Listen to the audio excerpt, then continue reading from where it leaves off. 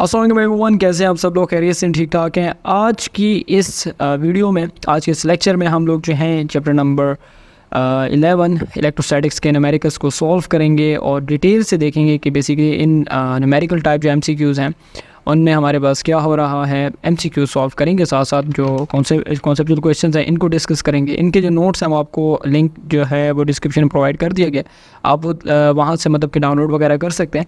But ये है कि इन एमसीक्यूज़ को ज़रा देखेगा, लाजमी नहीं है कि ये एमसीक्यूज़ आएँ, लेकिन इनसे मिलते जुलते एमसीक्यूज़ आ सकते हैं। तो मैंने बहुत डिटेल डिस्कशन करने की कोशिश की है कि आप लोगों के जितने भी डाउट्स हैं वो सारे के सारे क्लियर हो सके। चैनल पर न्यू हैं तो सब्सक्राइब कर लीजिए, क्या आने वाले वक्तों में आपका मेरा साथ बंदा रहे, और इसी तरह सपोर्ट करते रहें, लाइक करते रहें। इंस्टाग्राम पर जो ऑफिशियल अकाउंट है उसको फॉलो कर लीजिए, और बस यही आपकी सपोर्ट जो है हमारे लिए बहुत ज़्यादा इंपॉर्टेंट सकती है। तो चलते हैं, अपने लेक्चर को स्टार्ट करते हैं, और अपने जो है वो अपने पास अपनी नोटबुक्स को ओपन कर लीजिए, साथ साथ प्रैक्टिस करती जाए। सो ओके स्टूडेंट्स, अब हमारे पास जो ये फर्स्ट एमसीक्यूज़ है इसमें हमें कह रहे हैं कि अगर हमारे पास a charge Q is divided into two parts, Q and Q minus Q, आपके मतलब कहने का ये हुआ कि एक आपके पास कैपिटल क्यू चार्ज था और उसको हमने क्यू चार्ज में और क्यू माइनस क्यू चार्ज में स्प्लिट किया। मतलब कहने का ये हुआ कि एक चार्ज को आपने जो है वो डिवाइड किया, स्प्लिट किया दो चार्जेस में, और उसको एक डिस्टेंस आर पर जो है वो सेपरेट किया।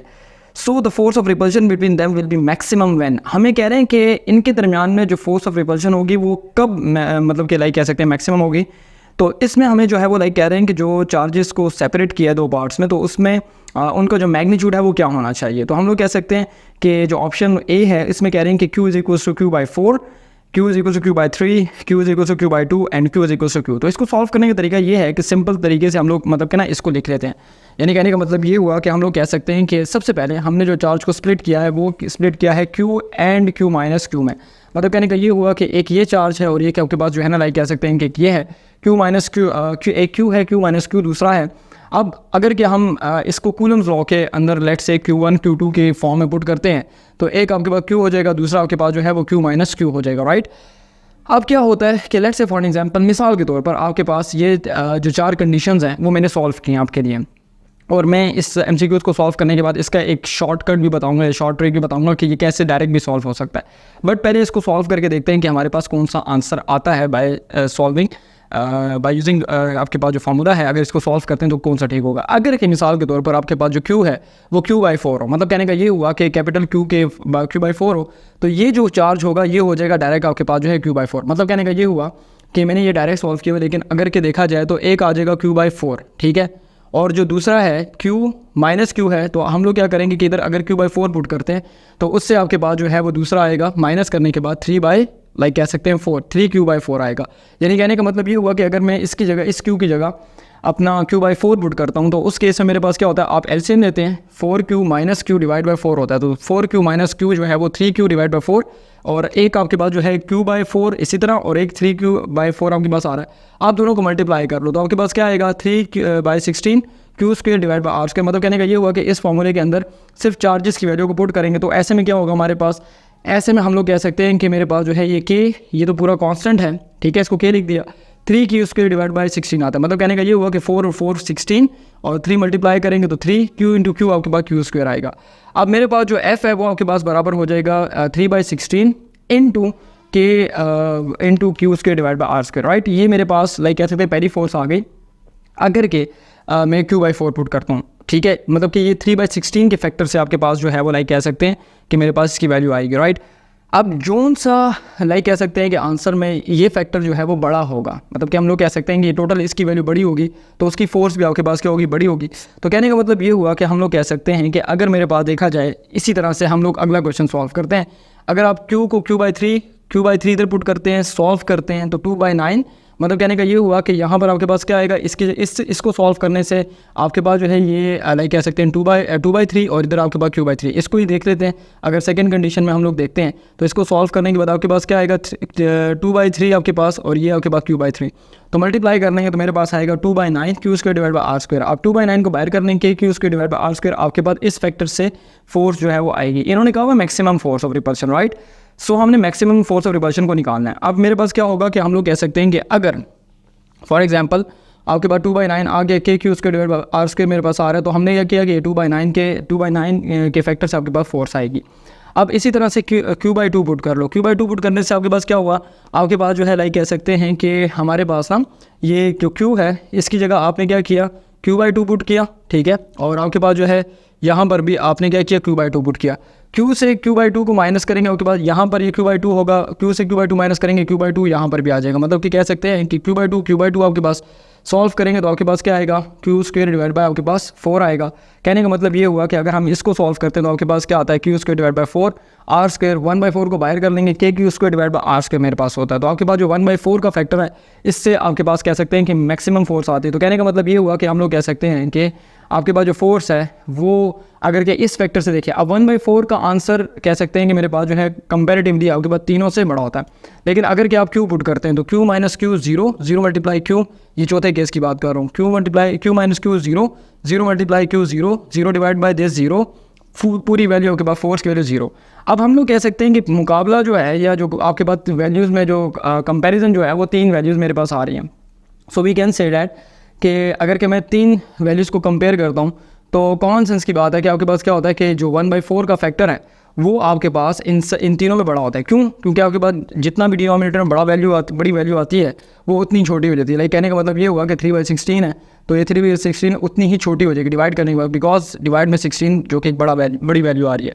इसी तरह से हम लोग कह सकते हैं 9 की बात करेंगे तो 2/9 आपके पास जो 9 का फैक्टर है वो आपके पास वैल्यू को उतना छोटा कर देता है। अब 1/4 है तो हम लोग कह सकते हैं इससे आपके पास बड़ा आंसर आता है।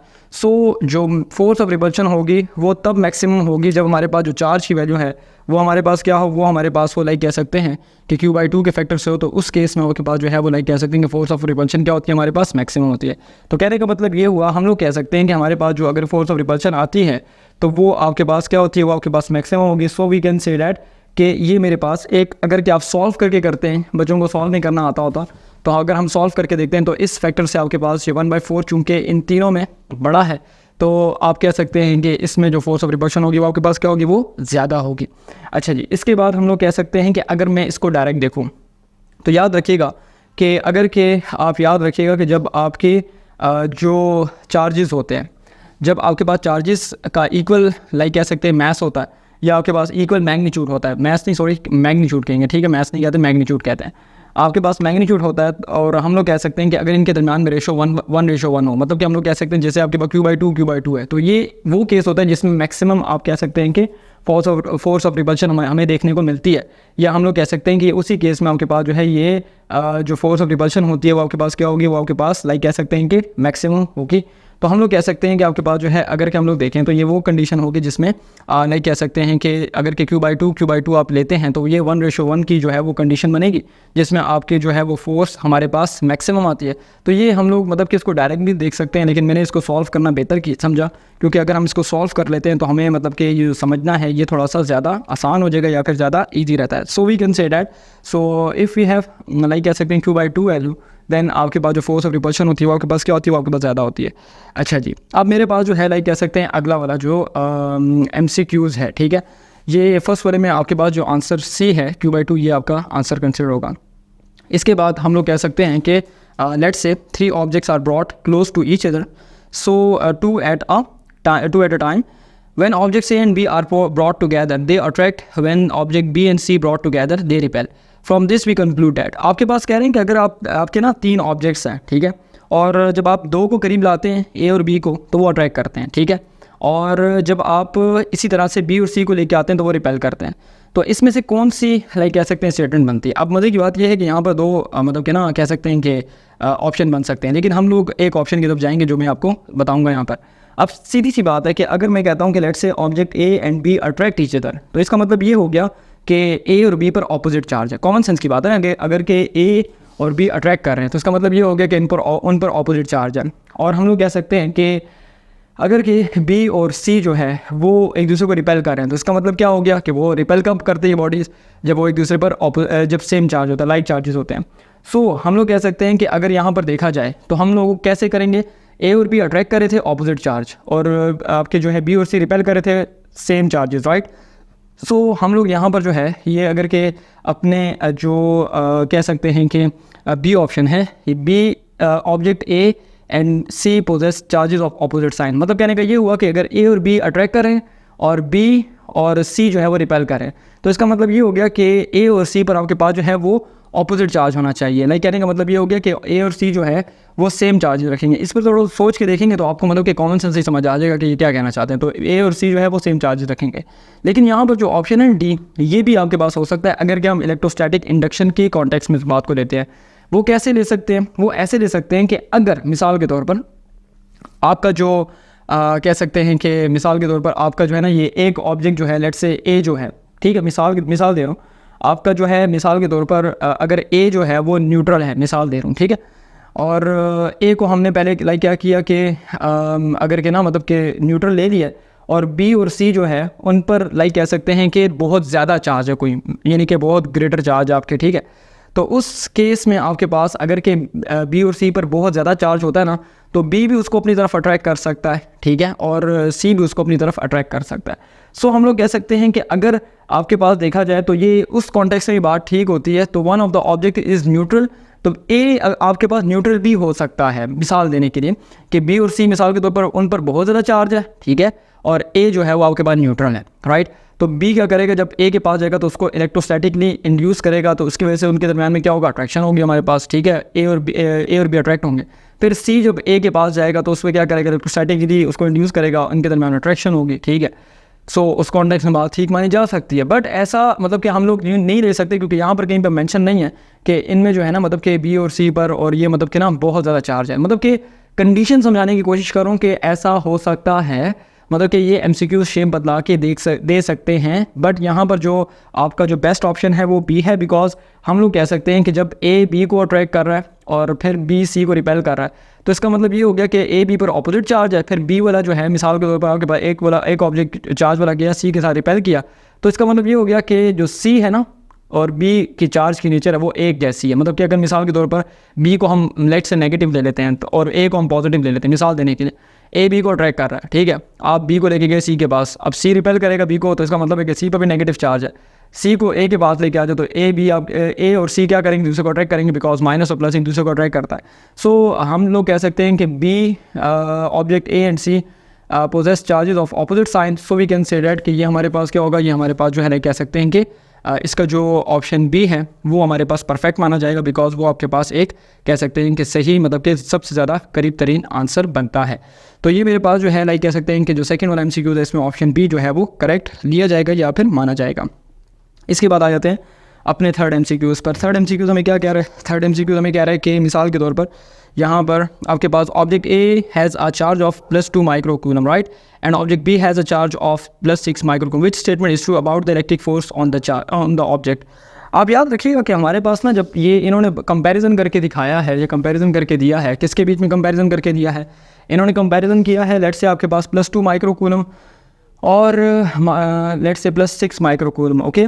सो हम लोग कह सकते हैं कि उस केस में आपको पता होना चाहिए कि जो कूलम फोर्स होती है वो आपके पास म्यूचुअल फोर्स होती है। सो हम लोग कह सकते हैं कि जितना एक्शन होता है उतना ही रिएक्शन होता है। तो हमारे पास जो है यहाँ पर जो कंडीशन बनेगी वो आपके पास ये बी वाली, यानी कि action and reaction are equal magnitude but opposite direction.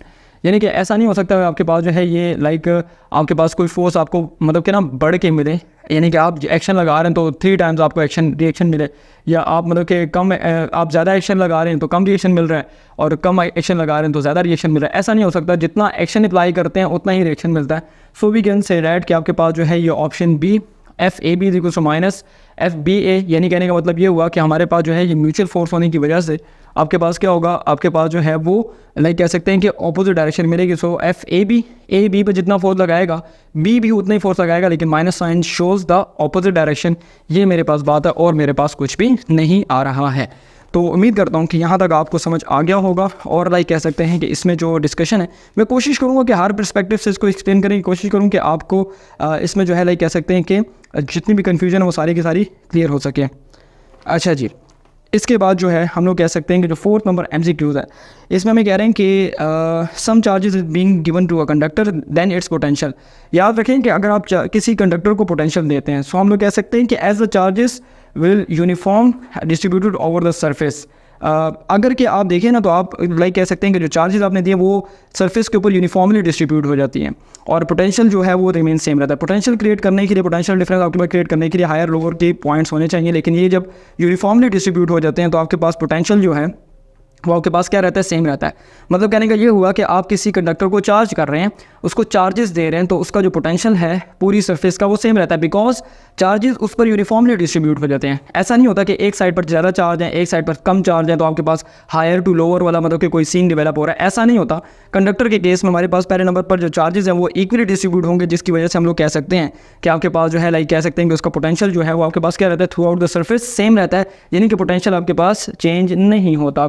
So fourth MCQs का जो आंसर होगा वो आपके पास सी ऑप्शन है, will remain same through out the conductor, ये हो जाएगा। इसके बाद आपके पास जो फिफ्थ MCQs है, the unit of electric field intensity is, electric field intensity का यूनिट क्या होता है। अब यहाँ पर वोल्ट पर मीटर दिया हुआ है, न्यूटन पर कूलम दिया हुआ है, जॉल पर कूलम मीटर और वोल्ट इंटू मीटर। सो इसमें ना ये वोल्ट पर मीटर भी होता है और न्यूटन पर कूलम भी होता है। कैसे, अगर क्या हम लोग देखें इलेक्ट्रिक फील्ड इंटेंसिटी के फॉर्मूले को, तो इलेक्ट्रिक फील्ड इंटेंसिटी का फॉर्मूला आप दो तरीके से एक्सप्लेन कर सकते हैं। एक होता है V=E/V/D, यानी कि जो आपके लाइक कह सकते हैं कि अगर हम V/D लेते थे जो अपने लाइक कह सकते हैं कि फॉर्मूलों में, तो उस केस में आपके पास जो है ये अगर इलेक्ट्रिक फील्ड इंटेंसिटी को देखा जाए तो वो आपके पास जो है लाइक कह सकते हैं यहाँ पर आपके पास जो ऊपर इलेक्ट्रिक पोटेंशियल यहाँ पर आपके पास V और नीचे आपके पास D के लिए आपके पास मीटर आ जाएगा। तो कहने का मतलब ये हुआ कि हम लोग कह सकते हैं कि E=V/D के केस में आपके पास इसका जो ऐसा यूनिट होता है, या हम लोग कह सकते हैं यूनिट होगा हमारे पास, तो वो आपके पास क्या होगा, वो हमारे पास जो है वो वोल्ट पर मीटर आपके पास लिया जाता है। और हम लोग कह सकते हैं कि अगर हम इलेक्ट्रिक फील्ड इंटेंसिटी को फोर्स पर चार्ज के केस में देखते हैं, मतलब कि आपने जो इसकी बेसिक डेफिनेशन पढ़ी थी कि अगर आपके पास जो एक फोर्स पर यूनिट चार्ज हम लोग देखते थे, तो वो आपके पास क्या होता था, फोर्स के लिए न्यूटन और चार्ज के लिए कूलम, तो ये न्यूटन पर कूलम होता है। तो यहाँ पर दोनों ऑप्शन ठीक है, मतलब कि ए और बी दोनों सेम है। और हम लोग कहते हैं कि volt per metre is equal to newton per coulomb, ये भी इक्वल होता है, जिसमें हम लोग कह सकते हैं कि अगर हम वोल्ट को जाउल पर कूलम ले लें और जाउल को पर कूलम लेने के बाद आप 1/मीटर से मल्टीप्लाई करें, तो आपके पास लाइक कह सकते हैं कि ये न्यूटन मीटर ऊपर आ जाएगा, नीचे कूलम मीटर आ जाएगा, मीटर कैंसिल करें तो वो न्यूटन पर कूलम, इससे न्यूटन पर कूलम हम लोग निकाल सकते हैं, यानी कि दोनों ये इक्वल होते हैं, बराबर होते हैं। तो आप दोनों ले सकते हैं, दोनों ऑप्शन इसमें ठीक होते हैं। तो यहाँ पर जो आपका लाइक कह सकते हैं कि जो फिफ्थ जो MCQ है, इसमें आपके पास जो है लाइक कह सकते हैं फर्स्ट ये A और B दोनों सेम होंगे और इसमें कुछ भी नहीं होता। तो कहने का मतलब ये हो गया कि हमारे पास फिफ्थ में दोनों ऑप्शन आएंगे। अच्छा जी, इसके बाद सिक्स वाले में कह रहे हैं a proton is about 18-14 time heavier than electron. Proton का कंपैरिजन किया हुआ इलेक्ट्रॉन के साथ इतने टाइम्स हैवियर होता है। When it is accelerated by a potential difference of 1 kV, its kinetic energy will be, like we can say that कि अगर आपका जो लाइक कह सकते हैं कि प्रोटॉन है उसको आप इतने 1 कह सकते हैं कि किलो वोल्ट जो पोटेंशियल डिफरेंस के अंदर एक्सेलरेट करते हैं, तो उसकी काइनेटिक एनर्जी क्या होगी। सबसे पहले आपको एक बात बता दूँ कि जो काइनेटिक एनर्जी का फॉर्मूला होता है वो आपके पास Q इंटू पोटेंशियल डिफरेंस का होता है। लाइक कहने का मतलब ये हुआ कि हम लोग कह सकते हैं कि आपके पास क्या होता है कि चार्ज इंटू आपके पास डेल्टा V जो आ रहा है, चार्ज की वैल्यू आपके पास लाइक कह सकते हैं यहाँ पर प्रोटॉन है।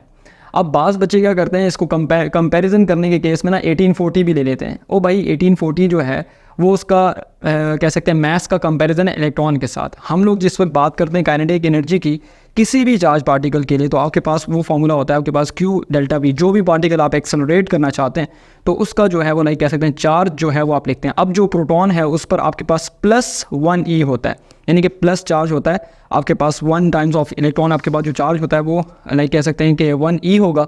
तो आपने 1e ले लिया प्रोटॉन के लिए, मैथ्स का यहाँ पर कोई काम नहीं है। बच्चों को कंफ्यूज करने के लिए या फिर मतलब कि लाइक कह सकते हैं कि गुमराह करने के लिए जो है वो m दिया होता है, तो 1e जो है वो यहाँ पर हम लोग लेंगे, यानी कि +1e जो कि आपके पास प्रोटॉन का चार्ज होता है इंटू 1 kV हमारे पास, और हम लोग कह सकते हैं जब दोनों को मल्टीप्लाई करेंगे तो 1 किलो इलेक्ट्रॉन वोल्ट मेरे पास आएगा। कहने का मतलब ये हुआ कि if you want to calculate kinetic energy, so we can say that we have to put Q की जगह 1e पुट करेंगे एंड डेल्टा V की जगह 1 किलो वोल्ट पुट करेंगे, जो कि पोटेंशियल डिफरेंस आ, मल्टीप्लाई कर लो 1 kE आपके पास आंसर आएगा। 1840 वाली कोई बात नहीं है, जस्ट वो आपके पास आपको डिस्ट्रैक्ट करने के दिया हुआ है। तो जब भी काइनेटिक एनर्जी लेते हैं सिर्फ चार्ज लेते हैं, और प्रोटॉन पर चार्ज जो है +1e होता है, तो हम लोग कह सकते हैं उसको 1 kV के साथ मल्टीप्लाई करेंगे, डेट्स इट, आपके पास आपने पुट किया और हमारे पास कुछ भी नहीं होता।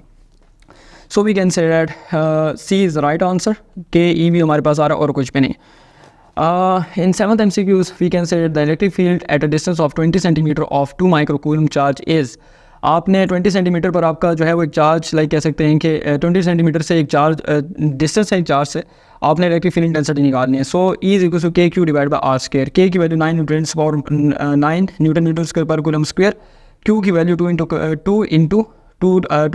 10⁻⁶, ये आपके पास जो है लाइक कह सकते हैं 2 माइक्रो कूलम जो हम लोग लेते हैं वो आपने पुट कर दिया, के की वैल्यू अपने ये पुट कर दी। डिस्टेंस जो है वो आपके पास 20 सेंटीमीटर है, so you have to convert you 20 centimetre into metre. So 20 centimetre 0.2 metre के बराबर होता है, डिवाइड बाई 100 करेंगे तो 0.2 मीटर आएगा। स्क्वायर ले लेंगे, सॉल्व कर लें इसे कैलकुलेटर से, 4.5 इंटू 10⁻5 न्यूटन पर कूलम आएगा। सो ऑप्शन ए आपके पास जो है वो मेरे पास राइट आंसर इसका होगा। ये जो है लाइक कैसे ऑप्शन जो है वो ऑप्शन डी इसका राइट आंसर आएगा। ऑप्शन डी, सॉरी, ये ऑप्शन डी जो है वो हमारे पास इसका जो है वो राइट आंसर होगा। ये वाला मैं ऑप्शन ए कह रहा था, ये आंसर इसका जो है ना वो लाइक कह सकते हैं कि option D right answer, right. So हम लोग कह सकते हैं कि 4.5 इंटू 10⁻5 न्यूटन पर कूलम आपके पास जो है ये इसका आंसर आएगा। और कैलकुलेशन बहुत सिंपल है, कैलकुलेटर से करनी है और इसमें कुछ भी नहीं है। अब इसके बाद हमें कह रहे हैं कि the electric flux through the surface of the sphere due to charge Q place at centre depends on. एक कह सकते हैं कि लाइक कह सकते हैं कि ये बल्कि सॉरी ये 8 नंबर ये पढ़ना, an electric charge Q is place at the centre of a cube of side A, the like कह सकते हैं the electric flux on it's one side will be. मतलब कहने का ये हुआ कि एक क्यूब है, इस तरह से एक क्यूब है, ठीक है, एक क्लोज सरफेस है, वो क्यूब है, इसके सेंटर में ना एक चार्ज रखा हुआ है। तो इसकी जो है वो लाइक कह सकते हैं कि इसकी एक साइड पर जो है वो इलेक्ट्रिक फ्लक्स की क्या वैल्यू होगी। याद रखिएगा आपके पास जब भी अकॉर्डिंग टू गॉसेस लॉ जब भी हम एक क्लोज्ड सरफेस लेते हैं उसके अंदर चार्ज लेते हैं ना, तो उसका जो टोटल इलेक्ट्रिक फ्लक्स होता है through any close surface is equal to Q by epsilon naught. हमने पढ़ा था कि जो भी क्लोज सरफेस आपके पास होगी उसके अंदर आपने चार्ज रखा हुआ है, तो जो उसका टोटल इलेक्ट्रिक फ्लक्स होगा पूरी सरफेस का वो क्यू बाई एप्सिलॉन नॉट होता है। मतलब कि पूरी सरफेस का जो लाइक कह सकते हैं कि पूरी अगर मैं सरफेस लेता हूँ, पूरी सरफेस को कंसिडर करता हूँ पूरी इसके, तो इसके अंदर जो इसका जो इलेक्ट्रिक फ्लक्स होगा क्यू बाई एप्सिलॉन नॉट होगा। As cube has sides of equal area. अब देखो इसकी सारी जो साइडें हैं वो सारी की सारी बराबर हैं, ये साइड बराबर, ये सारी साइडें क्या बराबर हैं। अब इस केस में इसके जो फेसेस हैं वो 6 होते हैं, ठीक है, 1 2 3 4 5 6 फेसेस हैं इसके।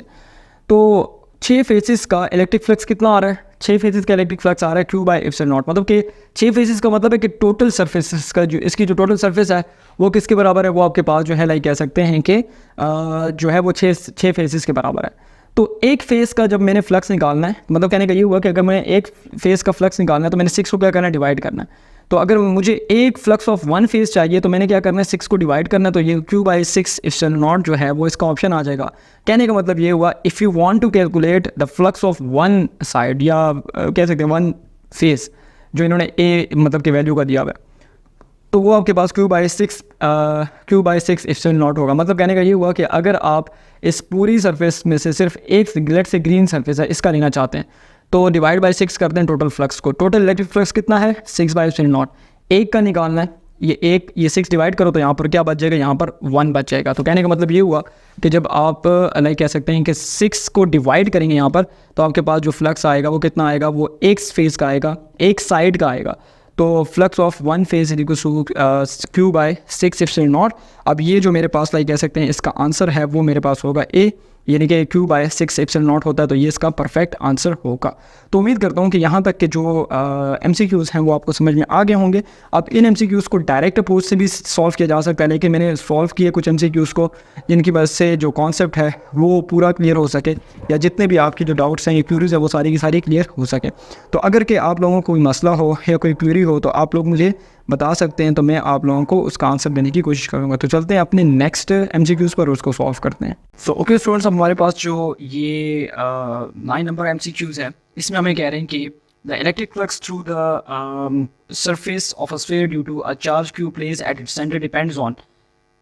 जो आपके पास एक चार्ज है एक क्लोज स्फीयर के अंदर रखा गया है सेंटर के अंदर, तो वो उसका इलेक्ट्रिक फ्लक्स किस पे डिपेंड करता है। तो उसका जो इलेक्ट्रिक फ्लक्स होता है according to Gauss's law we can say that कि जो इलेक्ट्रिक फ्लक्स होता है वो लाइक कह सकते हैं कि जो आपने अमाउंट ऑफ चार्ज इंक्लूज की है उसके साथ डायरेक्टली प्रोपोर्शनल होता है। मतलब कहने का ये हुआ कि हम लोग कह सकते हैं कि जितना ज़्यादा चार्ज होगा उतना ज़्यादा इलेक्ट्रिक फ्लक्स होगा। वी कैन से दैट कि डायरेक्टली रिलेशन होता है। तो इसमें जो है हमारे पास जो ये डी ऑप्शन है, the quantity of charge inside the sphere, के आपके पास लाइक कह सकते हैं कि जितना ज़्यादा चार्ज होगा उतना ज़्यादा ही इलेक्ट्रिक फ्लक्स होगा। So the right answer is D option, right. So आपके पास जो डी ऑप्शन है वो ठीक होगा अकॉर्डिंग टू गॉसेस लॉ। हम लोग इसका डायरेक्ट रिलेशन देखेंगे। इसके बाद आपके पास जो है ये 10th नंबर MCQs है। a 1 microfarad capacitor of a TV is subjected to 4000 volt potential difference. The energy stored in capacitor is, हम लोग कह सकते हैं कि आपके पास ना ये एनर्जी स्टोर फाइंड करनी है तो उसके लिए जो फॉर्मूला था हमारे पास, लाइक कह सकते हैं कि 1/2 CV²। जो एनर्जी स्टोरिंग कैपेसिटर के टॉपिक में जब हम लोग एनर्जी स्टोर की बात करते हैं तो वो कैपेसिटेंस और वोल्टेज पर जो हम लोगों ने इसी फॉर्मूले से बाकी फर्दर जो है डिराइवेशन की थी और फिर बाद में एनर्जी डेंसिटी भी फाइंड आउट की थी लेक्चर्स में। तो ये यहाँ पर इन्होंने हमें मतलब कि सिंपल वोल्टेज दी हुई है और इसके अलावा जो कैपेसिटेंस की वैल्यू है 1 माइक्रोफेराड की वो वैल्यू दी हुई है। तो हम लोग कह सकते हैं कि हम लोगों ने कैपेसिटेंस की जगह 1 माइक्रोफेराड हमने ये पुट कर दिया और उसके बाद जो है लाइक कह सकते हैं कि जो पोटेंशियल डिफरेंस है वो हमारे पास आ रहा है 4000 volt. So we have to put 4000 volt here. आपने इसका स्क्वायर लेना है, इसको मल्टीप्लाई करना है, मल्टीप्लाइड डिवाइड 1/2 डिवाइड करने के बाद सॉल्व करने के बाद आपके पास जो इसका आंसर आता है वो 8 जूल आता है। कहने का मतलब ये हुआ कि इसको जस्ट कैलकुलेटर से सॉल्व कर लें, सिंपल सी गेम है। जस्ट आपने इस फॉर्मूले में वैल्यू पुट करनी है। ये फॉर्मूला आपके एनर्जी स्टोर के जैसी टॉपिक स्टार्ट होता है ये वहीं पे हम लोगों ने स्टार्ट में मतलब कि लिखा था और उसमें जो है हम लोग कह सकते हैं कि जो नहीं कह सकते हैं कि सिंपल कैपेसिटेंस 1 माइक्रोफेराड और आपके पास जो है नहीं कह सकते हैं वोल्टेज जो है वो आपके पास 4000 volt. So we can say that कि आप इसका स्क्वायर ले लें 16 जो है इंटू लाइक कह सकते हैं कि आपके जो है लाइक कह सकते हैं 6 जीरोज आ जाएंगे। 6 जीरोज जो है वो इस 10 पावर माइनस कैंसिल होकर उसके बाद जब आप 16 को 2 पे डिवाइड करेंगे 8 जूल डायरेक्ट आंसर आता है। एनर्जी है तो यूनिट आपके पास जूल होगा, तो हम लोग कह सकते हैं कि 8 जूल हमारे पास इसका राइट आंसर होगा। इसके बाद आपके पास जो है ये इसमें जो है ऑप्शन ए है, ठीक है, ऑप्शन ए हमारा राइट आंसर है। इसके बाद 11 नंबर MCQs में आपको एक सर्किट दिया हुआ है और हमें कह रहे हैं कि द चार्ज ऑन 3 माइक्रोफेराड, मतलब कि हम लोग कह सकते हैं कि आपके पास ना ऐसी कॉम्बिनेशन दी जा सकती है आपको और ऐसी कॉम्बिनेशन में आपने क्या करना होगा, आप लोगों ने ऐसी कॉम्बिनेशन में जो है वो किसी भी कैपेसिटर के क्रॉस जो है वो चार्ज फाइंड करने का आपको कहा जा सकता है। आप पहले नंबर पर याद रखिएगा कि जब सीरीज़ कॉम्बिनेशन आती है, सीरीज़ कॉम्बिनेशन में जो है वो लाइक कह सकते हैं कि वोल्टेज तो ड्रॉप होती है जो कि 10 वोल्ट है ड्रॉप होती है, but we can say that कि हमारे पास जो है लाइक कह सकते हैं चार्ज जो है प्लेट्स पर वो सेम रहता है। सो आपके पास 2, 3, 6 इन पर जो लाइक कह सकते हैं चार्जेस होंगे वो आपके पास सेम होंगे। तो सबसे पहले हमने क्या करना है कि जब भी आपको चार्ज फाइंड करने का कहा जाता है आपने सबसे पहले जो है उसका इक्विवेलेंट कैपेसिटेंस फाइंड आउट करना होता है। इक्विवेलेंट कैपेसिटेंस फाइंड आउट करने के बाद आप Q = CV का फॉर्मूला लगाते हैं एंड देन आप चार्ज की वैल्यू को फाइंड आउट कर लेते हैं। तो सबसे पहले आप लोगों ने क्या करना है, सबसे पहले आप लोगों ने इक्विवेलेंट कैपेसिटेंस का 1/CEQ plus = 1/C1 plus 1/C2 plus 1/C3 ये आपके पास है। C1, C2, C3 की वैल्यूज़ हैं एंड देन आपके पास क्या है, आपके पास जो है नहीं कह सकते हैं कि 10 वोल्ट का जो आपका पोटेंशियल डिफरेंस आ रहा है वो मतलब कि दिया हुआ है। आप इनकी वैल्यूज़ को पुट कर दें, C1, C2, C3 की जगह वैल्यू पुट कर दिया आपने। क्या करेंगे, वैल्यू पुट करने के बाद आपने जो है इनका एलसीएम लेना है, इसका तीनों का एलसीएम ले लेंगे। 6 माइक्रोफेराड आपके पास आता है।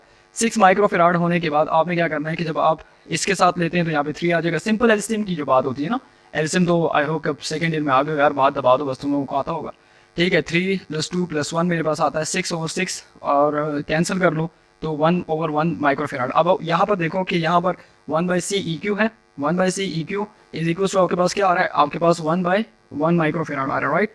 तो कहने का मतलब ये हुआ कि अगर आपके पास यहाँ पर जो है वो ये आपके पास 1/CEQ है और यहाँ पर भी आपके पास 1/1 माइक्रोफेराड है। आप दोनों साइड पर इसको इन्वर्ट कर दे, इसे इन्वर्टेंडो प्रॉपर्टी कहते हैं कि दोनों साइडों को इन्वर्ट करेंगे तो CEQ ऊपर चला जाएगा और 1 माइक्रोफेराड भी ऊपर चला जाएगा, 1 नीचे आ जाएंगे। मतलब कि दोनों साइडों को मैथमेटिकली आप जो है वो क्या करें, आपने इन्वर्ट करके क्रॉस मल्टीप्लिकेशन से भी कर सकते हैं। आप 1 माइक्रोफेराड पर मल्टीप्लाई करें, CEQ पर मल्टीप्लाई करें, इक्वेट करें तो C इक्वेलेंट आपके पास क्या आएगा, 1 माइक्रोफेराड के बराबर आता है। ये मेरे पास कहानी है, उनके पास जो है वो नहीं कह सकते हैं कि इक्विवेलेंट कैपेसिटेंस क्या आ रही है।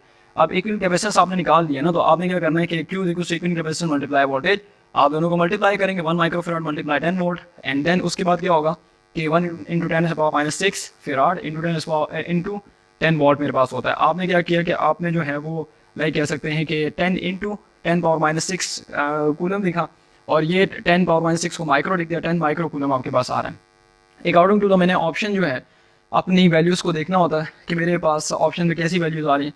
तो आपके पास 10 माइक्रो कूलम आ रही थी। अब मैंने जैसे शुरू में बता दिया कि सीरीज़ कॉम्बिनेशन में वोल्टेज तो डिक्रीज़ होती है लेकिन जो चार्जेस होते हैं वो आपके पास सेम रहते हैं। तो हम लोग कह सकते हैं कि आपके पास क्या होगा कि Q1, Q2, Q3, Q आपके पास जो होगा वो चार्जेस जो होते हैं वो सेम होते हैं। सो आपके पास जो लाइक इन्होंने बोला हुआ है कि 3 माइक्रोफेराड के क्रॉस कितना चार्ज होगा, तो 10 माइक्रोकूलम इसके क्रॉस 10 माइक्रोकूलम इसके, मतलब कि चार्जेस आपके पास सेम होंगे। So option B will be the right answer. हम लोग कह सकते हैं कि यहाँ पर 11 नंबर जो MCQs है उसमें आपके पास क्या होगा, आपके पास जो है ये बी ऑप्शन जो है वो ठीक आंसर होगा, ठीक है।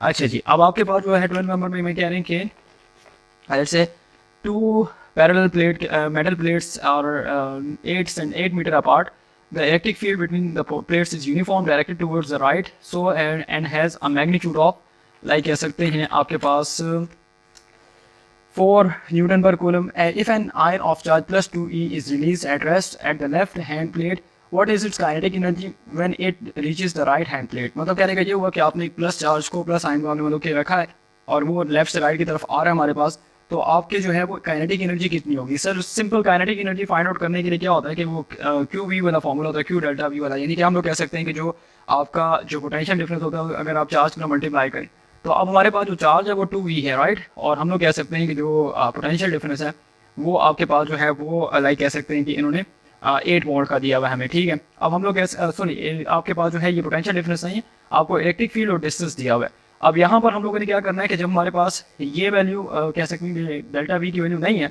आपको ई और डेल्टा आर की वैल्यू दी। डेल्टा आर के पास जो है वो आर डिस्टेंस यानी कि 8 मीटर की बात की हुई इन लोगों ने, तो हम लोग कह सकते हैं कि उस केस में हमारे पास क्या होगा, उस केस में मेरे पास जो है वो हम लोग कह सकते हैं कि जब आप ई को डेल्टा आर से मल्टीप्लाई करते हैं, यानी कहने का मतलब ये हुआ कि आप डेल्टा वाई की वैल्यू को पुट करते हैं, तो उस केस में मेरे पास क्या होगा कि यहाँ पर ये जो फॉर्मूला है काइनेटिक एनर्जी का Q into E delta R मेरे पास आएगा। So we can say that कि आपके पास क्या होगा, यहाँ पर ई डेल्टा आर जो है ई की वैल्यू आपके पास क्या आ रही है, आपके पास जो है ये 4 वैल्यू दी हुई है यहाँ पर हमारे पास, ठीक है। और आपके पास जो है यहाँ पर एक मिनट ये ई की वैल्यू आपके पास जो है वो 4 है, ठीक है। और जो डिस्टेंस है वो आपके पास 8 मीटर है, यहाँ पर ये 8 मीटर आएगा नॉट वॉल्ट आएगा, बिकॉज ये 8 मीटर हमें दिया हुआ डिस्टेंस है, आप इसको करेक्शन कर लें, ठीक है। ये आपके पास जो है ये 8 मीटर है, सॉरी ये मैंने वॉल्ट लिखा हुआ है, ये आपके पास मीटर आएगा बिकॉज आपने क्या किया कि आपने 4 Newton per coulomb 2e charge है और आपने क्या किया कि आपने 4 मल्टीप्लाई 8 मीटर मेरे पास होता है, मतलब कि हमने इस सारी वैल्यूज को मल्टीप्लाई किया 2 इंटू 2 4 इंटू 8 आपके पास जो है लाइक कह सकते हैं कि 2 इंटू 4 8 इंटू 8 आपके पास 64 इलेक्ट्रॉन वोल्ट मेरे पास आंसर आता है इसका। तो हम लोग कह सकते हैं कि आपके पास जो है यहाँ पर अगर कि हम लोग देखें तो मेरे पास जो है ये कहानी जो है लाइक कह सकते हैं कि इससे जो न्यूटन पर कूलम है, यहाँ पर न्यूटन पर कूलम है ना आपके पास, ठीक है। यहाँ पर इसका यूनिट जो है वो न्यूटन पर कूलम है, न्यूटन पर कूलम और मीटर जो है यानी कि इसका यूनिट और इसका यूनिट मिलकर आपको वोल्ट देता है। तो कहने का मतलब ये हुआ कि इन दोनों का जो यूनिट होगा न्यूटन पर कूलम और मीटर मिलकर आपको जो है वोल्ट देगा, तो वो आप वोल्ट की सूरत में यहाँ पर लिखेंगे। और हम लोग कह सकते हैं कि जो 2e है, यानी कहने का मतलब ये हुआ कि जो आपके पास इलेक्ट्रॉन है ये इसी तरह आपके पास जो चार्ज होता है इलेक्ट्रॉन वोल्ट जिसे हम लोग निकालते हैं, तो कहने का मतलब ये हुआ कि आपके पास इलेक्ट्रॉन इसी तरह रहेगा और आपके पास जो कैपिटल V है वो आपने मतलब उसकी वैल्यू को पुट अप करना है। तो ये कहने का मतलब ये हुआ कि मल्टीप्लाई कर देंगे आपके पास 2 इंटू 4 8 इंटू 8 64 इलेक्ट्रॉन इसी तरह ही आ जाएगा और ये आपके न्यूटन पर कूलम मल्टीप्लाई आपके पास ही मीटर होगा। तो ये जैसे आपके पास इसका unit Newton per coulomb multiply metre होगा, मल्टीप्लाई करने के बाद आपके पास जो इसका आंसर आता है वो इलेक्ट्रॉन वोल्ट में आएगा, यूनिट में आएगा। 164 electron volt with the right answer. यहाँ पर हमारे पास जो है हम लोग कह सकते हैं कि इसका जो ऑप्शन बी है, कहने का मतलब ये हुआ कि इसका ऑप्शन बी है, ये हमारा जो है वो सही आंसर कंसिडर होगा। इसके बाद हमारे पास है the electric potential between 2 points A and B is delta V, the work done W by the field in moving a charge Q from point A to B. Simple सी बात है कि आपने मतलब कि ए टू बी आपके पास जो है वो आपने वर्क डन करना है चार्ज को मूव करने में, तो वो तो सिंपल का फॉर्मूला था इलेक्ट्रिक पोटेंशियल का delta we W divide by आपके पास जो है Q होता था। एंड देन आपने क्या किया कि W जो है वो आपके पास Q इंटू डेल्टा वी के बराबर होगा। So option B will be the right answer, ये ऑप्शन बी जो है हमारा राइट आंसर होगा। तो कहने का मतलब ये हुआ कि हम लोग कह सकते हैं कि आपका जो ये MCQs का पोर्शन है ये तो डायरेक्ट फॉर्मूला है। अच्छा ये डायरेक्ट फॉर्मूला मतलब कि इसमें कोई ऐसा जितनी बड़ी कोई बात नहीं हुई भी, तो मतलब कहने का ये हुआ कि आपके पास जो है ये जस्ट डायरेक्ट फॉर्मूले को साइमल्टेनियस मतलब जो आप सॉल्व करते हैं, सॉल्व करने से आपका आंसर आ जाएगा, राइट। और उसके बाद जो ये है इसमें सिर्फ ये मीटर न्यूटन पर कूलम को देखना कि आपके पास न्यूटन पर कूलम और मीटर मल्टीप्लाई होता है वोल्ट आता है आपके पास, ओके। और इसके अलावा जो आपके पास वो था कैपेसिटेंस वाला जो न्यूमेरिकल है, इसमें आपको नहीं कह सकते हैं कि सीरीज़ की जगह जो है वो पैरेलल भी दिया जा सकता है। तो ये मेरे पास कहानी और कुछ नहीं, इसका स्क्रीनशॉट भी ले सकते हैं आप लोग अपने पास रख लीजिएगा और फिर आपके लिए थोड़ा सा आसानी होगी सॉल्व करने के लिए, ओके। और इसमें कुछ भी नहीं। तो कहने का मतलब ये हुआ कि ये न्यूमेरिकल प्रॉब्लम्स के ये जो MCQs से न्यूमेरिकल प्रॉब्लम टाइप इनको हमने सॉल्व कर लिया। अगर के आपको कह सकते हैं इसमें कोई मसला है या कोई आपकी कह सकते हैं क्वेश्चन है, क्यूरीज है, so you can ask in the comment section, और क्लास में पूछ सकते हैं, व्हाट्सएप भी पूछ सकते हैं, जहाँ पर आपको आसानी रहे तो वो है ना रिजॉल्व कर लेंगे। लेकिन ये है कि ये न्यूमेरिकल प्रॉब्लम इजी है, इतनी ज़्यादा मुश्किल नहीं है। तो चलते हैं अपने कॉन्सेप्चुअल क्वेश्चन को सॉल्व करते हैं और उसके बाद लेक्चर को या वीडियो को एंड करेंगे। सो ओके स्टूडेंट्स, हमारे पास जो ये कॉन्सेप्चुअल क्वेश्चन है इनको ओवरव्यू कर लेते हैं। इनके जो नोट्स हैं वो आपको प्रोवाइड कर दिए जाएंगे, आपको दे दिए जाएंगे। और इन अगर क्वेश्चंस को देखते हैं तो फर्स्ट क्वेश्चन जो हमारे पास आ रहा है उसमें मैं कह रहे हैं कि the electric potential is constant through a given region of space, is the electric field zero और non zero in this region. मतलब कहने का ये हुआ कि अगर आपके पास इलेक्ट्रिक पोटेंशियल की वैल्यू ज़ीरो है, सॉरी कांस्टेंट है, तो आपकी जो इलेक्ट्रिक फील्ड है वो ज़ीरो होगी या नॉन ज़ीरो होगी, मतलब कि आपने ये बताना है। तो इसके लिए बहुत सिंपल सी गेम है या सिंपल सी स्टोरी है कि ये दोनों पॉसिबिलिटीज़ आपके पास आ सकती हैं। मतलब कहने का ये हुआ कि आपके पास इलेक्ट्रिक फील्ड ज़ीरो हो भी सकती है और आपके पास ज़ीरो नहीं भी हो सकती। उसके लिए पहले इसको समझ लेते हैं। लेट्स से फॉर एग्जांपल अगर कि मेरे पास जो है, अगर हम लोग एक देखते हैं मिसाल के तौर पर कि लेट्स से आपके पास एक हॉलो चार्ज स्फीयर है, ठीक है। अब हॉलो चार्ज स्फीयर में हमारे पास जो है मिसाल के तौर पर हम लोग कहते हैं कि आपके जो आपका जो इलेक्ट्रिक जो पोटेंशियल है लेट्स से वो कांस्टेंट है। सो लेट्स से अगर कि हम लोग इस चीज़ को पोटेंशियल ग्रेडियंट के फॉर्मूले समझते हैं, जो कि हमारे पास लाइक कह सकते हैं कि E equal delta V divide by delta are होता है। तो जब आपके पास पोटेंशियल कांस्टेंट होता है तो उस केस में जो डेल्टा वी होता है, चेंज इन पोटेंशियल होता है, वो ज़ीरो हो जाता है। तो जब आप E is equal to delta V divide by delta R वाले फार्मूले में लाइक कह सकते हैं कि जो ज़ीरो पुट करते हैं डेल्टा वी की वैल्यू, तो zero divide by delta are आपके पास जो है लाइक कह सकते हैं कि आपके पास इलेक्ट्रिक फील्ड ज़ीरो हो जाती है। तो कहने का मतलब ये हुआ कि हम लोग कह सकते हैं कि अगर आपके पास पोटेंशियल कांस्टेंट है, लाइक से लेट से हमारे पास हॉलो चार्ज स्फीयर है, उसके इनसाइड इलेक्ट्रिक फील्ड ज़ीरो होती है, लेकिन आपके पास जो है इलेक्ट्रिक पोटेंशियल कांस्टेंट होता है। तो ये वो कंडीशन है कि जिसमें आपके पास इलेक्ट्रिक फील्ड, अगर के आपका जो इलेक्ट्रिक पोटेंशियल कांस्टेंट है तो इलेक्ट्रिक फील्ड ज़ीरो हो सकती है। Inside the hollow charge sphere आपके पास इलेक्ट्रिक फील्ड ज़ीरो हो सकती है। एंड द सेम वे हम लोग कहते हैं कि दूसरे कॉन्टेक्स्ट में देखें, दूसरे पॉइंट ऑफ व्यू से देखें, अगर मेरे पास एक पॉइंट चार्ज है, ठीक है, पॉइंट चार्ज में आपके पास लेट से उसका जो पोटेंशियल है वो आपके पास कांस्टेंट है। एट इक्वल डिस्टेंस अगर हम लोग उसके पोटेंशियल को देखते हैं तो वो कांस्टेंट होता है, लेकिन वहाँ पर उसकी जो है वो लाइक कह सकते हैं कि चार्ज की इलेक्ट्रिक फील्ड ज़ीरो नहीं होती। सो हम लोग उस कॉन्टेक्स्ट में देखते हैं, तो उस पॉसिबिलिटी में देखते हैं, तो पॉसिबिलिटी यहाँ पर दो पॉसिबिलिटीज़ आ सकती हैं। एक हम लोग कहते हैं कि अगर मेरे पास जो है हॉलो चार्ज स्फीयर है तो उसके इनसाइड इलेक्ट्रिक फील्ड ज़ीरो होगी, और हम लोग कह सकते हैं कि अगर हम लोग मतलब की बात करते हैं तो उसमें चेंज इन पोटेंशियल ज़ीरो, तो इलेक्ट्रिक पोटेंशियल जो आपके पास जो पोटेंशियल ग्रेडियंट होता है उसकी मदद से हम इलेक्ट्रिक फील्ड को ज़ीरो फाइंड आउट कर सकते हैं या बता सकते हैं कि डेल्टा वी ज़ीरो हो गया, तो जब zero divide by delta are करते हैं तो इलेक्ट्रिक फील्ड ज़ीरो, तो वो उस कॉन्टेक्स्ट में। लेकिन अगर कि हम लोग बात करते हैं चार्ज की, पॉइंट चार्ज की, तो उस केस में हमारे पास जो है like we can say that कि आपका पोटेंशियल तो कांस्टेंट होता है, लेकिन लाइक कह सकते हैं कि इलेक्ट्रिक फील्ड ज़ीरो नहीं होती उस वे में। सो ये दोनों पॉसिबिलिटीज़ आप इसमें एक्सप्लेन करेंगे, आपको नोट्स में भी गाइड कर दिया जाएगा कि आपने कैसे आंसर करना है। लेकिन ये है कि आपकी ये जो लाइक कह सकते हैं कि जो नोट्स में स्पेसिफिकली आपको गाइड किया गया, तो आप वहाँ पर जो है वो उसको डिटेल से लाइक कह सकते हैं कि आंसर कर दीजिएगा अकॉर्डिंग टू द लाइक कह सकते हैं कि जो ई शीट का पैटर्न होता है उससे ही आप लोग आंसर कर सकते हैं। इसके बाद आपके पास क्वेश्चन है कि if a point charge Q of mass m is released, like we can say that कि आपने एक क्यू चार्ज को जिसका मैस m है रिलीज़ किया है नॉन यूनिफॉर्म इलेक्ट्रिक फील्ड में, with electric field lines pointing in the same direction, will it make a rectilinear motion. Rectilinear motion straight line या एक सिंगल वन डायमेंशनल मोशन को बोला जाता है, यानी कि स्ट्रेट लाइन मोशन जो आपके पास होता है। आपने क्या किया कि आपके पास जो है लेट से आपने जो है वो नॉन यूनिफॉर्म इलेक्ट्रिक फील्ड में आपने ना उस चार्ज को लेट से रिलीज़ किया। अब ज़रा समझ लेते हैं इस बात को कि नॉन यूनिफॉर्म इलेक्ट्रिक फील्ड क्या होती है।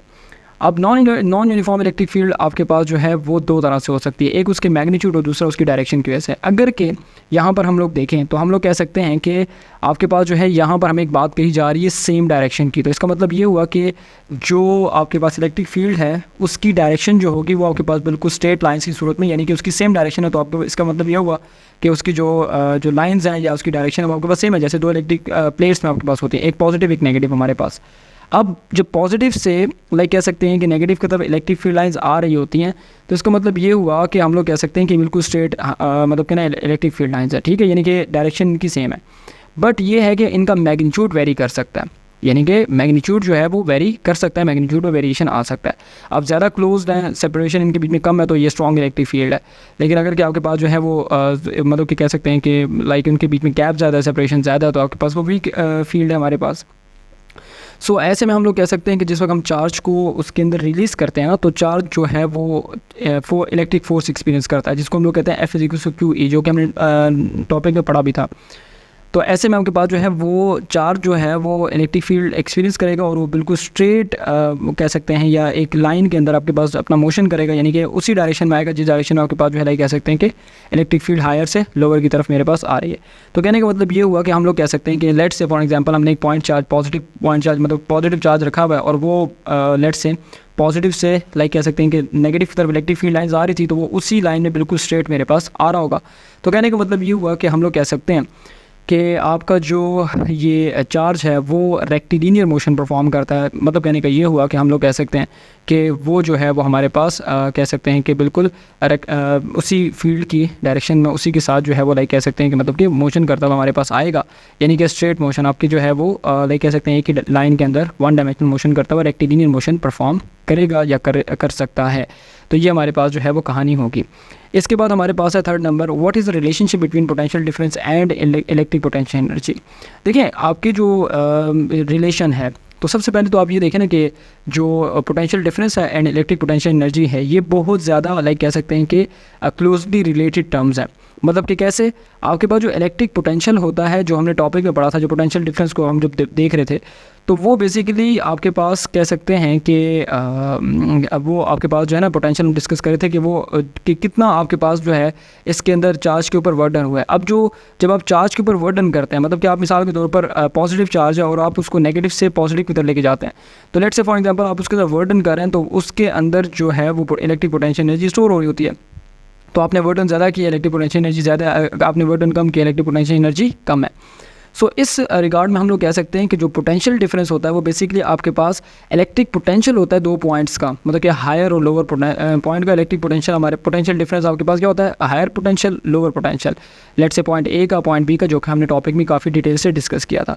लेकिन जो पोटेंशियल एनर्जी है वो बेसिकली अमाउंट ऑफ वर्डन है, कि बेसिकली आपके लाइक कह सकते हैं कि कितना जो है वो मतलब कि ना वर्डन आपके पास हुआ है। कहने का मतलब ये हुआ कि हम लोग कह सकते हैं कि इलेक्ट्रिक पोटेंशियल एनर्जी आपके चार्ज के अंदर एनर्जी है जो चार्ज आपके पास पोजेस कर रहा है अपनी लाइक कह सकते हैं खास स्पेसिफिक पोजीशन की वजह से, कि आपके पास जो है लाइक लेट से पॉजिटिव चार्ज है तो आप माइनस से पॉजिटिव की तरफ लेके जा रहे हैं, तो उसका जो है ना उसके अंदर जो है वो जो लाइक कह सकते हैं कि जो वो है हम लोग कह सकते हैं कि एनर्जी इलेक्ट्रिकल एनर्जी वो ज़्यादा होगी आपके पास। और जो आपका पोटेंशियल डिफरेंस होता है वो बेसिकली आपके पास वो प्रॉपर्टी होती है जो इलेक्ट्रिक फील्ड के साथ जो है वो रिलेट करती है। पोटेंशियल डिफरेंस यानी कि E is equal to delta V divide by delta R के रिलेशन से देखें तो वो इलेक्ट्रिक फील्ड के साथ जो है वो डायरेक्टली रिलेट कर रही होती है। लेकिन जो पोटेंशियल एनर्जी होती है वो ये बेसिकली आपके पास अमाउंट ऑफ वर्डन है कि कितना जो है वो वर्डन हमारे पास चार्ज पर हुआ है, कि जो आप इसको लेके गए हैं। लेट से आप मतलब कि इसको मिसाल के तौर पर जो है वो आप लो पोटेंशियल से हाई पोटेंशियल पे लेके गए, तो इसके ऊपर आपने वर्डन किया तो वो उसके अंदर in the form of potential energy store होता है और मेरे पास कुछ भी नहीं है।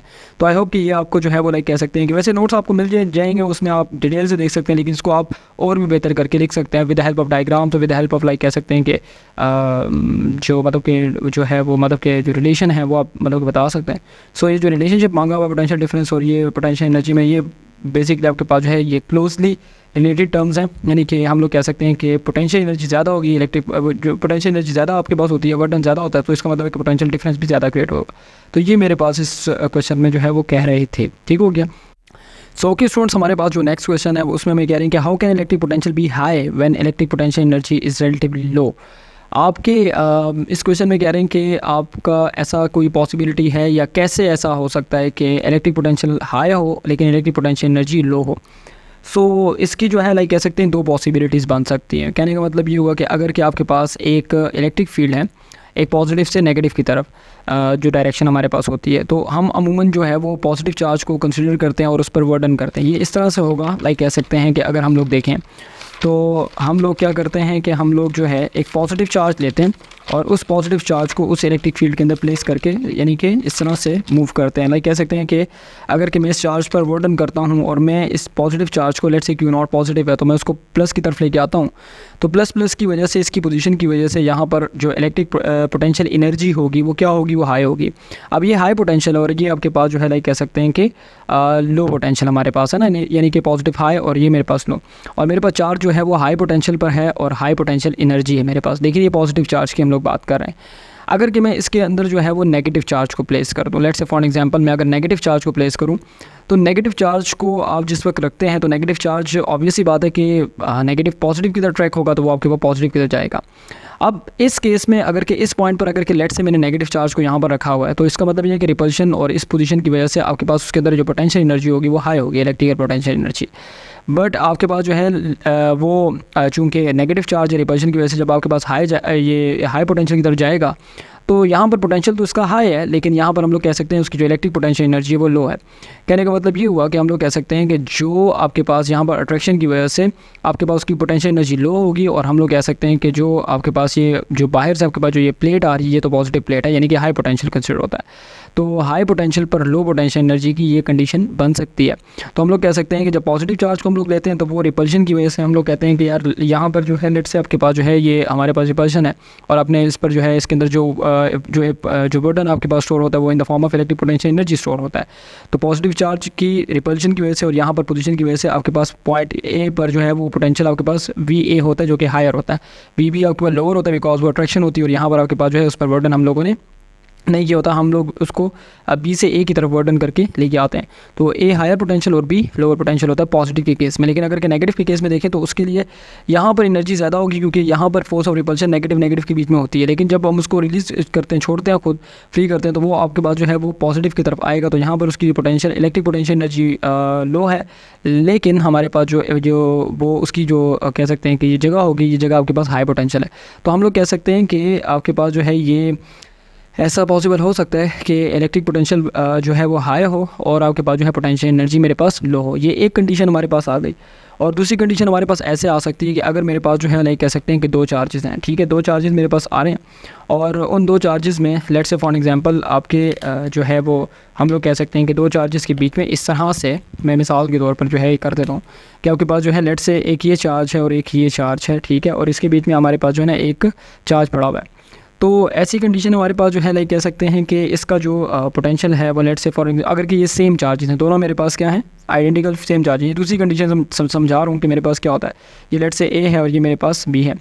तो इस केस में मेरे पास क्या होगा, इस केस में मेरे पास जो है like we can say that कि इसका जो पोटेंशियल है वो आपके पास होता है KQ डिवाइड बाय आपके पास क्या होगा, आपके पास जो है R होगा, और इसका पोटेंशियल आपके पास क्या होगा KQ डिवाइड बाय आपके जो है ये KQ डिवाइड बाय आपके पास जो है लाइक कह सकते हैं R होगा। अब हम लोग कह सकते हैं कि अगर इसका जो पोटेंशियल है लाइक कह सकते हैं कि नेट पोटेंशियल देखा जाए तो दोनों को ऐड कर देंगे तो लाइक कह सकते हैं कि दोनों का पोटेंशियल क्या है, वो नेट पोटेंशियल आपके पास डबल हो जाएगा, यानी कि इसका जमा इसका प्लस इसका दोनों को अगर प्लस करते हैं तो इसका पोटेंशियल आपके पास 2 times of like net potential हो जाएगा। लेकिन अगर कि पोटेंशियल एनर्जी की बात करते हैं तो हमें जैसे कि पता है कि पोटेंशियल एनर्जी किसके बराबर होती है, पोटेंशियल एनर्जी या एनर्जी काइनेटिक एनर्जी या पोटेंशियल एनर्जी, उस दोनों के लिए जो है वो फॉर्मूला हमारे पास क्या होता है, Q इंटू डेल्टा V होता है। अब डेल्टा V जो है वो हम लोग कह सकते हैं कि अगर मैं इन दोनों के बीच में चेंज लेना चाहता हूँ, यानी कि डेल्टा V फाइंड आउट करना चाहता हूँ, तो डेल्टा V फाइंड आउट करने के लिए क्या करूँगा कि मैं दोनों को माइनस करूँगा, सिंपल सी बात है। मैं जब दोनों को माइनस करूँगा तो KQ divide by R minus KQ divide bye आपके पास जो है R हो जाएगा। कहने का मतलब यह होता है कि अगर मैं इन दोनों को माइनस करता हूँ तो माइनस करने के बाद जो है जो डेल्टा V की वैल्यू है वो क्या हो जाएगी, 0। तो मैं एनर्जी फाइंड आउट करने के लिए जब पोटेंशियल की वैल्यू को इसके अंदर जब 0 पुट करूँगा तो इस पर जो पोटेंशियल इसकी जो पोटेंशियल एनर्जी होगी वो क्या होगी, 0 हो जाएगी। मतलब कहने का ये हुआ कि पोटेंशियल तो हाई है, जो V है वो तो आपके पास हाई है, बट आपके पास जो पोटेंशियल एनर्जी है वो 0 हो गया। तो कहने का मतलब ये हुआ कि अगर के एक चार्ज दो आइडेंटिकल सेम चार्जेस के बीच में पड़ा हुआ है जिनका मैग्नीट्यूड हमारे पास सेम है, तो ऐसे में हम लोग कह सकते हैं कि ऐसे में हमारे पास क्या होगा कि उनका नेट पोटेंशियल इसका प्लस इसका दोनों को प्लस कर लो, ये नेट पोटेंशियल आ जाएगा 2 times of KQ divide by R होगा। अब हम लोग कह सकते हैं कि अगर ये 2 times of KQ divide by R आ रहा है तो ये तो नेट पोटेंशियल हो गया। लेकिन अगर कि इसकी एनर्जी फाइंड आउट करनी है इस चार्ज के कि दोनों के बीच में चेंज कितना आता है, पोटेंशियल का 0 है, 0 मल्टीप्लाई बाय चार्ज आपके पास ये Q करेंगे तो आपके पोटेंशियल एनर्जी इस पर 0। मतलब कि ये वो कंडीशन हमारे पास आ सकती है कि अगर हम लोग देखें तो हम लोग कह सकते हैं एट द लाइक कह सकते हैं मिड पॉइंट बिटवीन कह सकते हैं कि 2 equal and like electric potential, आपके पास 2 लाइक इलेक्ट्रिक पोटेंशियल है is high, potential electric potential high है but potential energy of the charge place at that point will be low. हमारी पोटेंशियल एनर्जी आपके पास क्या होगी, आपके पास यहाँ पर जो है वो लाइक कह सकते हैं कि 0 होगी, बिकॉज जो नेट चेंज है वो आपके पास 0 हो जाएगा। तो हम लोग कह सकते हैं कि आपके पास जो है पोटेंशियल एनर्जी इस कंडीशन में भी 0 आ सकती है। तो ये आई होप कि आपको जो है ये पॉइंट समझ में आ गया होगा कि ये लाइक कह सकते हैं कि हमारे पास क्या कहना चाहते हैं। इसके बाद हम लोग कह सकते हैं कि आगे जाते हैं। इसकी दो तरीके से मैंने समझा दिए, दो तरीके में से जो भी आपको समझ आता है या दोनों लिख लें तो अच्छी बात है। अगर कि आप इनमें से एक लिखना चाहते हैं पहला वाला तरीका वो भी ठीक है, और अगर कि दूसरा वाला लिखना चाहते हैं तो भी ठीक है, दोनों लिख दें तो ज़्यादा अच्छा है। अच्छा जी, इसके बाद हमारे पास क्या होता है, इसके बाद जो है हम लोग कह सकते हैं कि अगर हमारे पास देखा जाए, ये कह रहे हैं can the potential of a non uniformly charge sphere be the same as that of a point charge.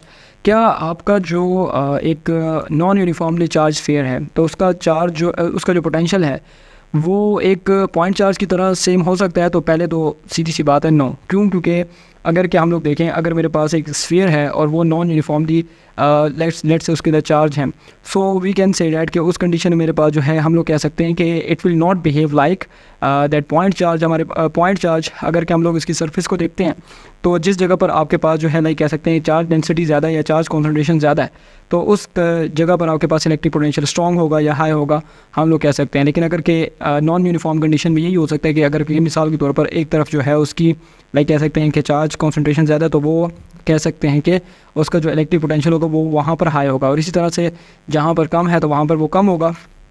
तो ये वो कंडीशन है कि हम लोग कह सकते हैं कि अगर हम उसके स्फीयर के पास देखते हैं या स्फीयर की मतलब कि हम सरफेस पे देखते हैं तो आपके पास क्या होगा कि आपके पास ऐसा हो सकता है कि पोटेंशियल आपके पास सेम नहीं होता।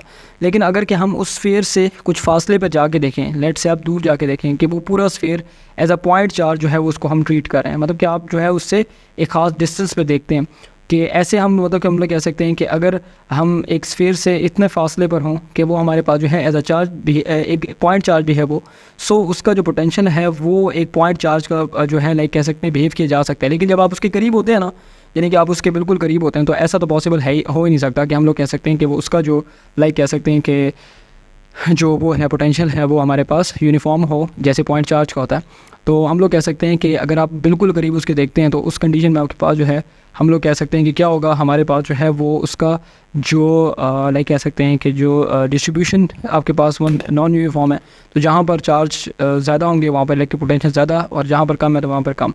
लेकिन ये वही बात है करीब की है, आप दूर जाते हैं तो हम लोग कह सकते हैं कि वो उस कंडीशन में एक पूरे स्फीयर को एक पॉइंट चार्ज की तरह ट्रीट किया जा सकता है। लेकिन हम उसके लिए आपका डिस्टेंस जो है वो उससे ज़्यादा होना चाहिए, तब जाके लाइक कह सकते हैं कि आप उसको ऐसा एज अ चार्ज ले सकते हैं। लेकिन नॉर्मली जब आप उसके पास देखते हैं या हम लोग कह सकते हैं कि जब उसके करीब देखते हैं तो ऐसा पॉसिबल नहीं होता। कहने का मतलब ये हुआ कि अगर कि हमारे पास जो है ये आपको ओवरऑल बात की जाए तो मैंने दोनों पॉसिबिलिटीज़ बता दी हैं, लेकिन नॉर्मली आपके पास जो है वो नॉन यूनिफॉर्मली जो चार्ज स्फीयर होता है वो आपके पास एक पॉइंट चार्ज की तरह बिहेव नहीं करता। उसका इलेक्ट्रिक पोटेंशियल आपके पास जो है वो लाइक कह सकते हैं कि जो है वो सेम या फिर हमारे पास इक्वल या यूनिफॉर्म आपके पास जो है वो नहीं हो सकता। तो चलते हैं अपने अगले क्वेश्चन की तरफ और उसको सॉल्व करते हैं। सो ओके स्टूडेंट्स, ये नेक्स्ट क्वेश्चन में कह रहे हैं कि will the energy stored in 3 capacitors be greater when they connected in series और इन पैरेलल। मतलब कि आपके पास 3 कैपेसिटर्स हैं, अगर कि वो सीरीज़ में लगे हैं तो एक कंडीशन और जो पैरेलल में लगे हैं तो दूसरी कंडीशन। तो किस कंडीशन में जो है वो हम लोग कह सकते हैं कि वो ज़्यादा चार्ज जो एनर्जी है वो स्टोर करेंगे, यानी कि वो कैपेसिटर्स की एनर्जी स्टोर की कंडीशन है उसको डिस्क्राइब करना है कि अगर वो पैरेलल में है 3 आइडेंटिकल कैपेसिटर्स हम लोगों ने लिए हैं और जो सीरीज़ में है वो आपके लेट्स से अगर के 3 आइडेंटिकल लगे हुए तो सीरीज़ में ज़्यादा एनर्जी स्टोर करेंगे या फिर आपके जो है वो लाइक कैसे पैरेलल में स्टोर करेंगे। तो उसको फाइंड आउट करना बहुत सिंपल है। जो आपकी एनर्जी स्टोरेज की जो इक्वेशन है, like we can say that कि हमारे पास क्या होता है कि U is equal to 1/2 CV² मेरे पास। ओके, अब ऐसे में क्या होता है आपके पास कि हम लोग कह सकते हैं कि लेट्स से फॉर एग्जांपल ये पैरेलल है।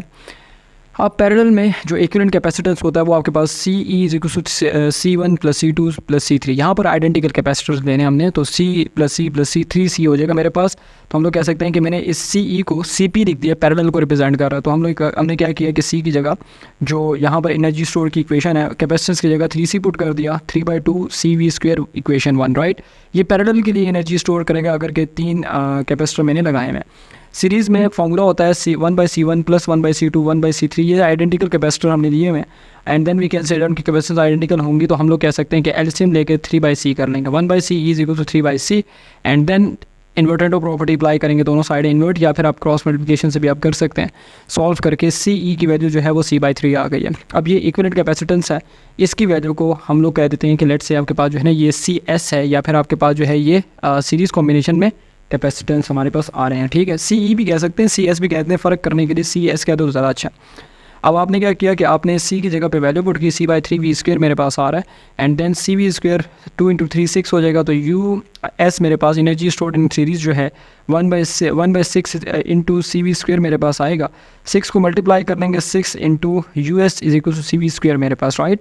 सो हम लोग कह सकते हैं कि 6 × US मेरे पास जो है ये जो एनर्जी स्टोर्ड मेरे पास जो है सीरीज़ में ये हमारे पास है। तो मैंने क्या किया कि मैंने CV² की वैल्यू को निकाल दिया। कहने का मतलब ये हुआ कि इस CV² की वैल्यू को मैंने 6 US के साथ दे दिया। अब इस CV² की वैल्यू को मैं यहाँ पुट कर दूँगा। मतलब कहने का ये हुआ कि मैं दोनों इक्वेशंस को मिला कर देखना चाहता हूँ कि इनका नेट रिज़ल्ट क्या आता है, यानी कि कौन सा बड़ा है, कौन सा कम है, कौन से ज़्यादा है, कौन सा वो है कम है, कंपैरिजन करना चाहता हूँ। तो आप इस तरह भी कर सकते थे कि आप यहाँ पर इसको इस इक्वेशन को मतलब कि डिवाइड करते, ये ऊपर रखते, ये नीचे रखते, एंड देन डिवाइड करके लेफ़्ट साइड के साथ राइट साइड के साथ, एंड देन उसके बाद हम लोग की जो है वो कह सकते हैं कि मतलब कि सॉल्व कर लेते। लेकिन मुझे ये ज़्यादा आसान लगे कि 6 US कर लो CV² के साथ। तो CV² की वैल्यू जो है ये इक्वेशन 2 की आप इक्वेशन 1 में पुट कर देंगे यहाँ पर, ठीक है। 1 में पुट करेंगे तो क्या होगा कि यहाँ पर मेरे पास जो है लाइक कह सकते हैं कि जब आपने ये वैल्यू पुट की है 6 US की ये इक्वेशन 1 में, तो 2 और ये 6 जो है वो कैंसिल होकर मेरे पास यहाँ पर 3 देंगे। तो कहने का मतलब ये होगा कि 3 × 3 आपके पास 9, तो UP = 9 टाइम्स ऑफ US। मतलब कहने का ये हुआ कि हम लोग कह सकते हैं कि हमारे पास क्या होगा, हमारे पास जो एनर्जी है पैरेलल में वो ज़्यादा होगी, लाइक कह सकते हैं आपके पास, क्योंकि वो 9 टाइम्स ऑफ आपके पास एनर्जी है सीरीज़ में अगर कैपेसिटर लगाते हैं। तो कहने का मतलब ये हुआ in short we can say that के UP है इसके अंदर एनर्जी ज़्यादा स्टोर होगी एज़ कम्पेयर टू हमारे पास US के।